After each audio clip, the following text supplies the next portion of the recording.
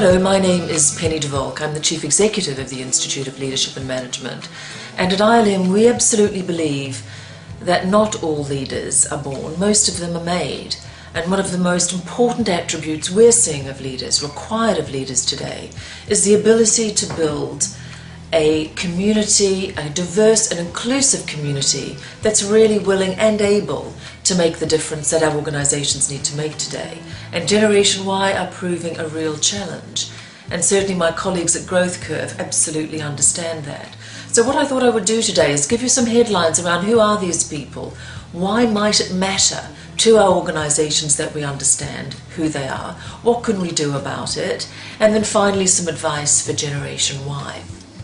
So this group, I guess we are assuming that we are all products ultimately of the social, political, economic context within which we were raised.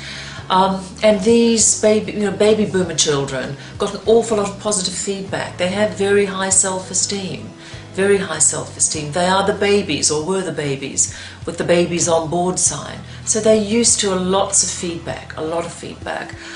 Even though they do have high self-esteem, they don't really trust the system. They've seen Enron collapse, they've seen some big organisational shifts, and they've seen in many cases their parents in some instances be very poorly served by how organisations have crumpled beneath their feet. Even though they don't trust the system, they're very idealistic. They want to make a difference, they want to do meaningful work, they're looking constantly for big picture purpose. Also, Generation Y really have no context of waiting time. They have a strong sense of immediacy. They were raised with microwaves, faxes, instant messaging, texting, etc. They have no sense of waiting time. Obviously, completely at home in the digital universe. Texting is the lingua franca. Something about Generation Y it's really important that we do understand is they really value work-life balance. They're very often the children of divorce. They in very many instances saw their parents, where both were working, pay quite high personal costs for their professional lives. These are people who do want to live very balanced lives.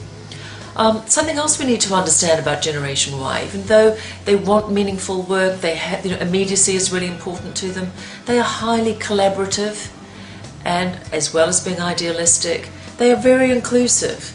This is a generation that were raised with disabilities being mainstreamed. They've seen women in leadership roles. They are very at home in a multicultural environment. So collaborative, strong sense of immediacy, very, very tech savvy, want to make a difference, want to live balanced lives. This is important for us to understand because these aren't radically different to the sorts of things our organisations might need to respond to.